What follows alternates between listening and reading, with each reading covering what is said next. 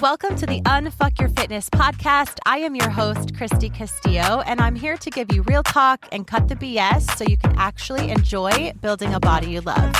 I'm a personal trainer obsessed with giving you simple action steps to take you from feeling stuck to feeling sexy. Let's go.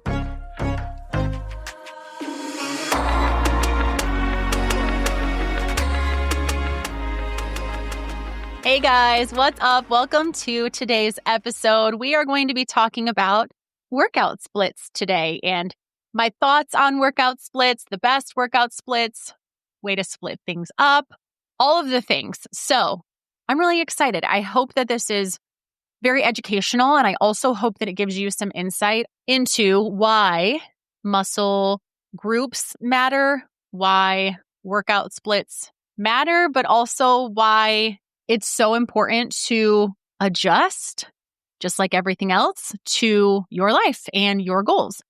So I want to talk about full body workouts, upper body, lower body, and then muscle group splits.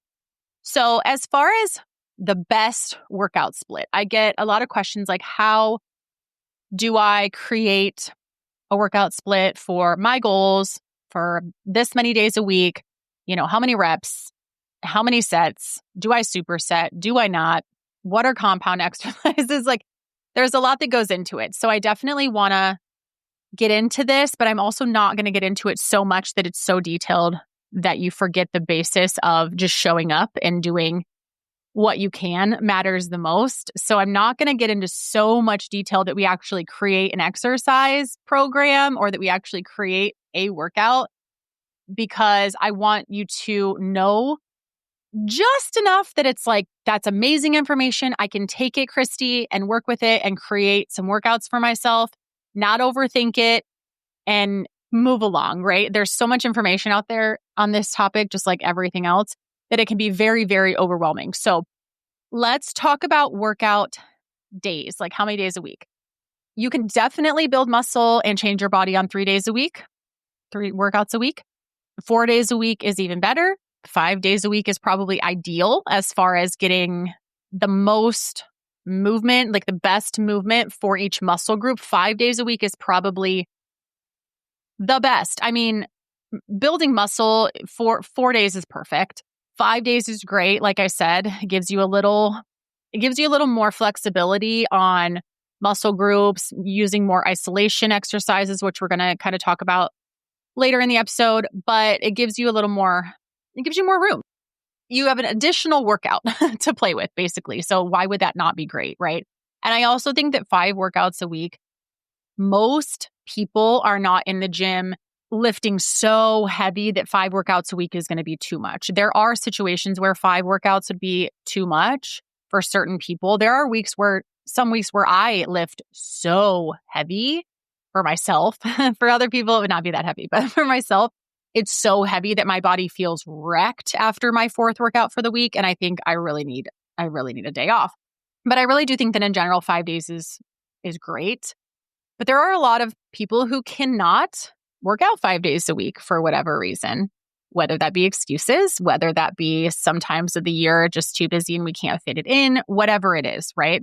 So if you are someone who is working out 3 days a week, lifting 3 days a week, I should probably talk about that for a second. When I'm talking about workouts, so I'm talking about the best workout splits in this episode, what I'm really talking about is lifting. So I'm not talking about going to the gym and doing cardio. I'm not talking about going for a run. I'm not talking about going into the gym and lifting teeny tiny weights and just kind of going in without a plan and not knowing what the fuck you're doing and just hoping for the best. I'm talking about having a good program, good workouts, good schedule where you are not necessarily, progressive overload. We want to be increasing our weights when we can. You don't have to. Progressive overload does not mean you have to increase your weights every single week or your reps every single week or increase anything every single week. Some weeks you will not get stronger. Who cares? But you should be like, okay, last week I did this with, I did curls with 15-pound weights, for 6 reps. This week I'm going to pick up the same weight and try to do 8 reps. that's fine. Or if you're getting to 6 to 8 reps and you're like, oh, I could pump out a couple more, then increase your weight. Don't overthink that part. But what I'm talking about in this episode is good lifting days. Okay. If you're just doing like beach body workouts, or if you're just, like I said, doing some yoga, and I don't want to be like but that's not what I'm talking about in here. If you're doing Pilates, like I said, yoga, if you're going biking, spin classes, that's a completely different subject on how many days you should be doing that along with lifting and stuff. But that's kind of the thing that makes this separate per person. So if you're lifting, I'll just start saying lifting. If you're lifting 3 days a week at the gym, let's say you're doing 2 additional days of Pilates, 3 days is perfect for lifting. So if you're doing things on the side, 3 days is great. 4 days is ideal of lifting. And then if you're only lifting and adding in some walking, a little bit of jogging like me, 5 days lifting is perfect.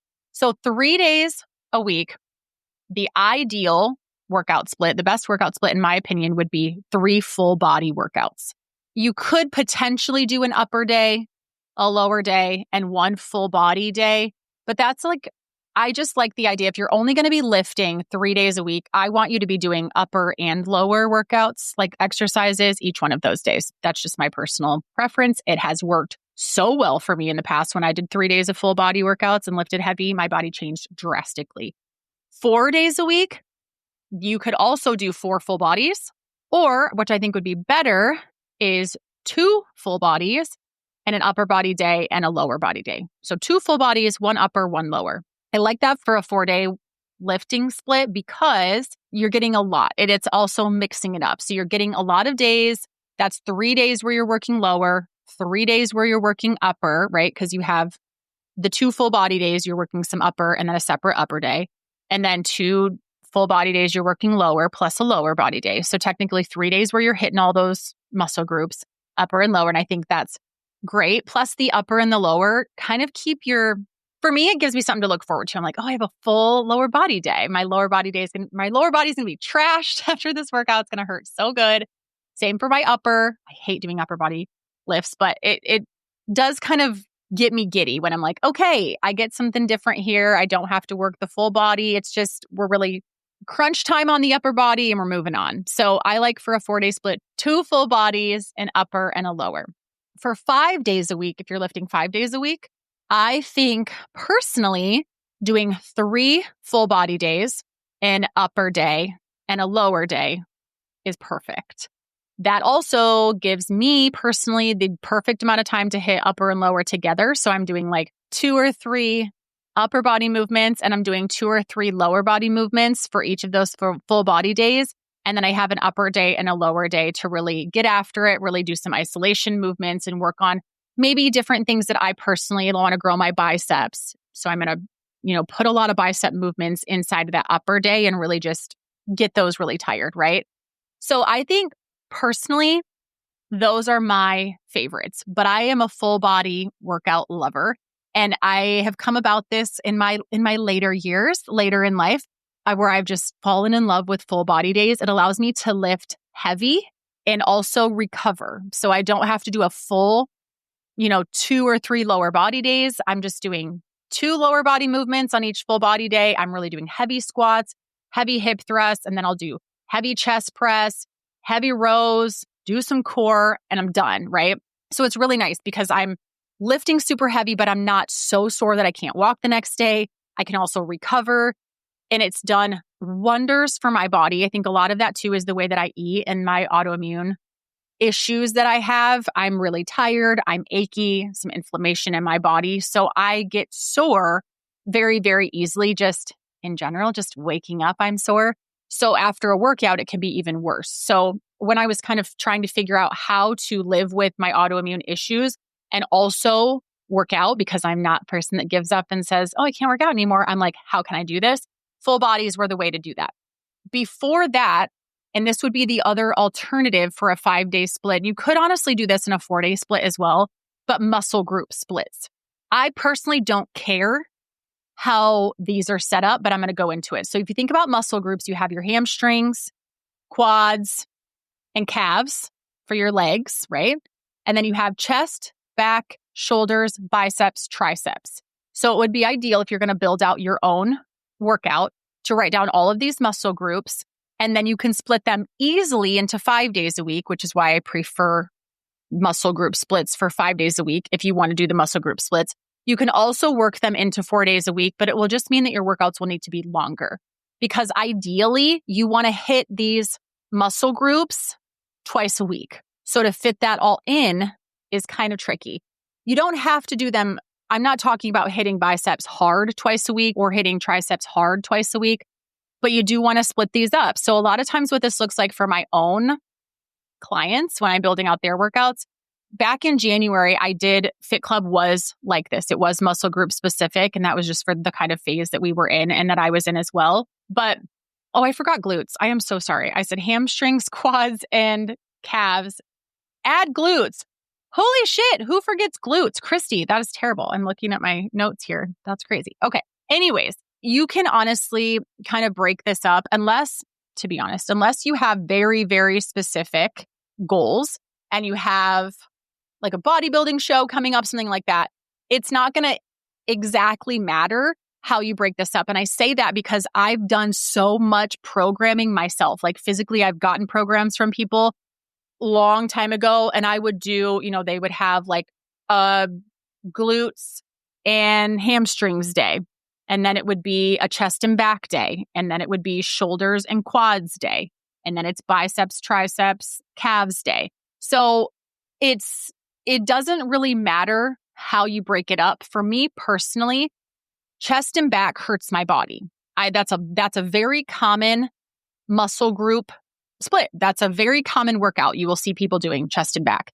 It was a couple of years ago anyway. That was kind of the main thing that you saw. It was like you're hitting glutes one day and then you're like glutes and hamstrings one day and then you're hitting back and biceps one day or it'll be like chest and back one day. Chest and back for me, it's a lot of that area. If I'm working my chest and my back, you're obviously going to get some shoulder movement in there. You're going to get a little bicep movement in there because those muscle groups are helping the bigger muscles. For me, it just makes my shoulders super tight. It makes my neck super tight and I don't love it. So I do prefer a back and biceps day. I do prefer even a back and hamstring day. You could do like posterior chain day. So I'm not going to get into the exact specifics of that, even though I know that's the title of this episode is Best Workout Split. But I want to do the overall split. I want to give you some breakdowns of different exercises and what they mean so you can put this together for yourself. Because like I said, just being honest, it doesn't really matter, especially at first. And especially if you are still in body recomp, like a beginning of body recomp, it's not exactly going to matter. Like you can kind of split up these muscle groups however you want to split them up. And even in a full body day, as I'm kind of going to get into like some samples here, let's say you're putting in squats and then you're also doing hip thrusts and then you're doing a chest press and then you're doing a back row and you're doing a shoulder press. Let's say that's your entire full body day. You're lifting 6 to 8 reps, super heavy. That's going to be a hard workout. And with some core, that's fine. And then the next day for your full body, you're going to mix it up a little bit. You're not going to be doing any of those, right? You're going to be working more calves. You're going to be working maybe more hamstrings, maybe biceps and triceps instead of the muscle groups from the first day. So that's a little bit on how to kind of build a full body workout, but it's just taking your hamstrings, quads, calves, glutes, chest, back, shoulders, biceps, triceps, taking those muscle groups, obviously breaking that down into what exercises work those muscle groups, and then putting together a workout that works for you. There are specific ways, obviously, to grow specific body parts, to grow, like you want to build out your shoulders and you want to build out your glutes to give that hourglass figure. So there are definitely certain movements you want to do and, doing them more often to grow those body parts or those muscle groups, but it's not that important, especially if you are someone who this episode is kind of for that person who doesn't know how to build a workout. Then if you don't know how to build a workout, you don't need to worry about the specifics of the particular movements. That will come with time when you're like, you'll get an idea of like, I love to do squats and then I love to do chest press and then I love to go back to my legs and do hip thrusts and then I like to go back and do my back rows. The only really rule that I really, really, really want you to follow is doing your compound exercises first because they use multiple muscle groups. You can lift heavier, you're going to be more tired, and then move into your isolation exercises that are like your bicep curls, tricep extensions, the smaller muscle groups. Because you want to start your workout always doing the hardest movement that's going to take the most amount of effort. That way, when you're tired, you're just doing your little biceps and doing your little triceps. So that's the definite rule that I would say. So now let's talk about what to put into these splits now that we kind of have them created. Definitely, you want a good mix of compound exercises and isolation exercises. I just have a couple of examples here that I want to talk about. So, compound movements, compound exercises are exercises that involve multiple joints and multiple muscle groups simultaneously. So if you think of a squat, multiple joints are moving. You're bending at the hips and you're bending at the knees. So your glutes, your hamstrings, your quads, and your calves and your core, honestly, are all involved in that movement. So it's compound. So examples of these are squats, hip thrusts, Romanian deadlifts, lunges, split squats for your lower body.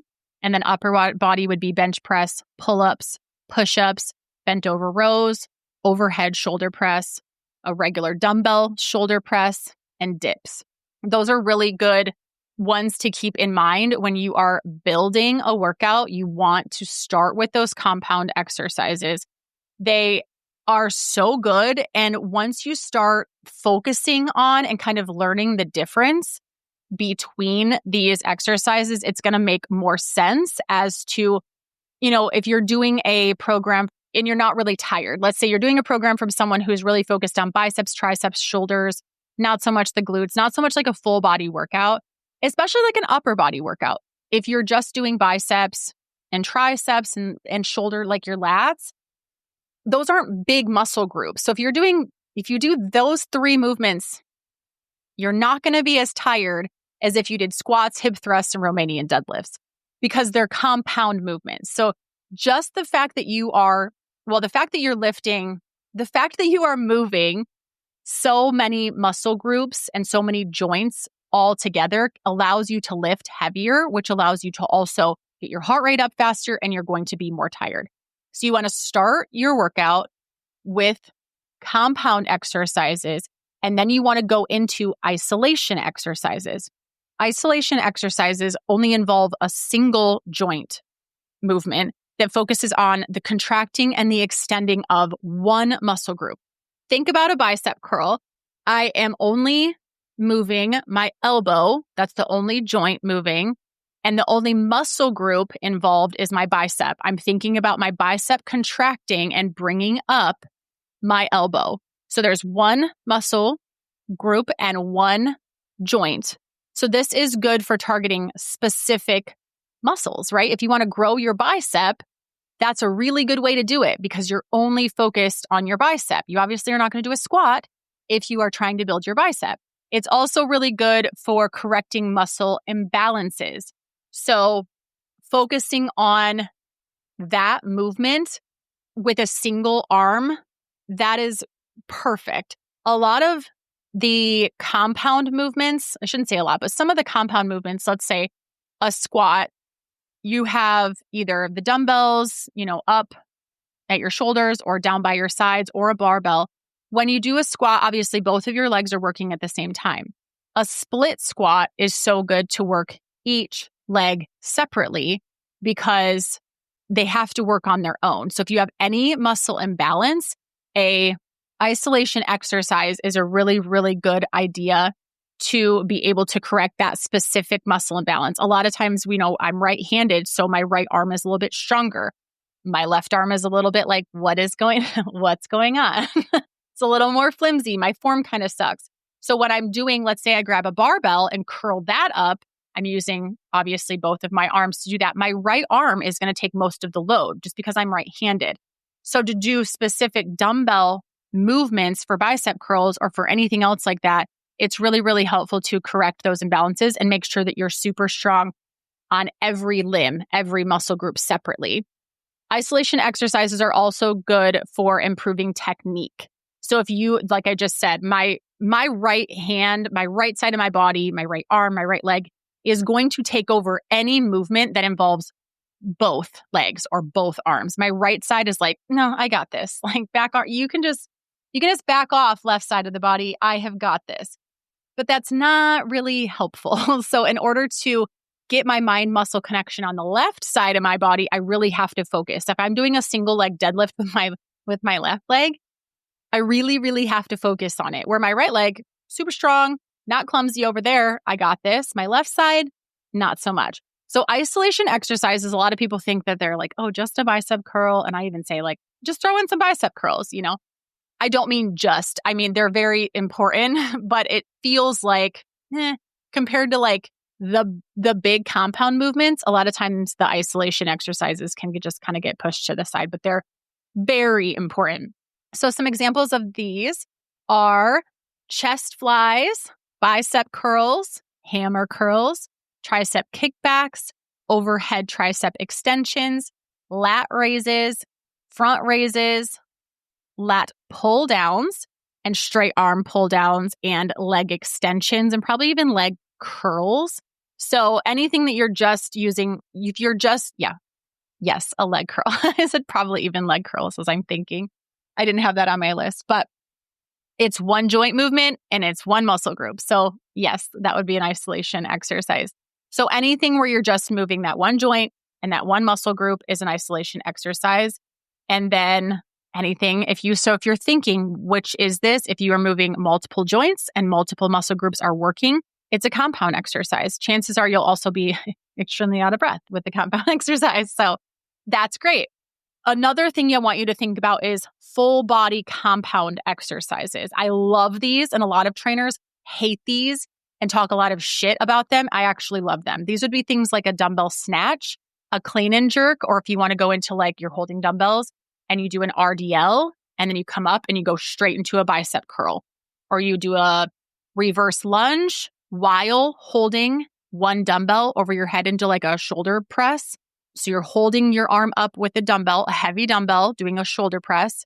And then you either go back into a lunge, holding your arm up, or bring your arm, like do the complete shoulder press and then go back into a lunge. Either way, you are working your upper body and then your lower body with the same movement. These are so good. And a lot of people don't like these. A lot of trainers, or I hear a lot of hate about these because, yes, technically, if you're doing an RDL, you should be able to do that with heavier dumbbells than you're going to do the bicep curl. So let's talk about the RDL into a bicep curl. Obviously, if I'm doing straight up bicep curls and straight up RDLs separately, I can lift so much more for an RDL than I can for a bicep curl. But this particular movement is so good for it's some cardio. You're going to get your heart rate up. Your core is going to be working. And it's just it's mind muscle connection. You have to think about it. You need to get everything kind of working. And I love this because you are working multiple muscles and multiple areas of the body at once. Do not underestimate these. I don't care who says don't do them. I don't care who says they're stupid and a waste of time. They're not. They have a specific place in your workout. I like them at the end to kind of get your heart rate up, to get you moving and grooving, to feel like, oh my God, I'm out of breath. We love that during, after a workout. So I think that's perfect. So that is exactly how I want you to think about your workouts, especially when you're doing a full body. Again, examples would be pick 2 compound movements for your legs, so squats and hip thrusts. Pick 2 compound exercises for your upper body, bench press and pull-ups. And then we go down to isolation exercises. You can throw in some bicep curls, some hammer curls, some tricep kickbacks, end with some dumbbell snatches. And that's a great workout for just getting started figuring out how to create your workouts, okay? Again, if you have someone to go to that can create these for you, perfect. But I know a lot of people are like, I can do this on my own. I don't have the resources, and that's fine. I want you to know that just having these lists of exercises, pulling 2 or 3 from each, superset them if you want to. You don't have to. I'll talk about that really quickly in a second, but this is perfect. You guys, don't underestimate your own knowledge and your own body in telling you, yes, that was a great workout. You'll know if it's a good workout. And I want you to create these, by the way, if you're doing full, 3 full body workouts per week. You create 3 full body workouts and you do those workouts for 4 or 5 or 6 weeks in a row. That's all you need is to create 3 workouts. They're so freaking good. And you'll know by the end of that 4, 5, or 6 weeks, if you're making progress, if you're lifting heavier, your body is changing, get a smart scale, see your muscle mass going up, then it's a good workout. And it doesn't matter who tells you otherwise, because you'll be like, no, it is, because I'm seeing progress. Same with 4 days a week, same with 5 days a week. On the upper and lower body days, so let's build out like a sample lower body workout, you would pick 3 compound exercises and you would pick 3 isolation exercises for your lower body, and you'd be good to go. That would be perfect. It's the same concept, and then throw in 1 full body compound at the end if you want to. And like I said, you're good to go. Here's what I want you to keep in mind for the rep ranges and supersetting. You can build muscle doing the opposite of what I'm about to say. So again, no rules, but I do want to cover this quickly. Generally, if you're building muscle, you don't want to superset. You want to load whatever, let's say the bar, you want to load the bar. You want to do your squats 6 to 8. If you're building muscle, you want to do, so your 6 reps, you put the bar back, you wait a minute till you want to be ready to lift again. There's no like, wait exactly a minute and then do your next rep and then wait exactly a minute. You want to be fully rested so you can go into your next set of squats and perform it just as well as you did the first. The goal is to not be winded, exhausted. The goal is to be able to lift freaking heavy every movement. So rest until you are ready to do that. You would do your 6 squats, you would rest. 6 squats, you would rest.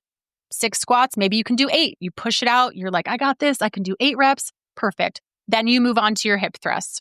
You do all your hip thrusts. Then you move on to your bench press. You do all your bench press. Then you move on to your pull-ups. You do all your pull-ups. Then you move on to your snatches. Okay. If you are wanting to superset, go ahead, but make sure you superset squats with a bench press. Don't superset squats with hip thrusts or squats with anything else lower body. You want to give your lower body a rest. That's my only ask if you're supersetting. And that's exactly what I do. So I would do squats and then I would do back rows. I would do hip thrusts and then I would do chest press. I only wouldn't do that if I needed to use the barbell for both muscle groups, right? Then I'm going to do squats and I'm going to superset it with bicep curls, and I'm going to do hip thrusts and I'm going to superset it with tricep dips or something, because I want my lower body, which just worked in the squats, to be resting while I'm doing my next movement. So my lower body is rested for my squats and my next movement. Does that make sense? I hope so. So you want to be in the 6 to 8 rep range to build muscle. And I love the 10 to 12 rep range to maintain your muscle, to lift a little bit lighter on like a deload week, something like that. And an 8 to 10 rep range is great too if you're just kind of maintaining. I love that rep range. It's kind of in between. 8's probably my favorite rep number, honestly. It allows me to lift a weight that is heavy, but not so heavy that I can only do like 4 or 6 reps. So 8 to 10 is a really, really great rep range as well. But if you want to think about it in terms of creating your own, if you're building muscle, 6 to 8. If you're maintaining, do 8 to 12. And then if you can only get in, 8 to 10 reps, that's perfect. So I hope this was really helpful in teaching you how to build the best workout split. And I will talk to you in the next episode. Thanks for listening to today's show. Go ahead and leave a rating and a review. And of course, follow the podcast so you don't miss out on any future episodes. And I would love it so much if you came to connect with me over on Instagram at Christy Castillo Fit. I will see you next time.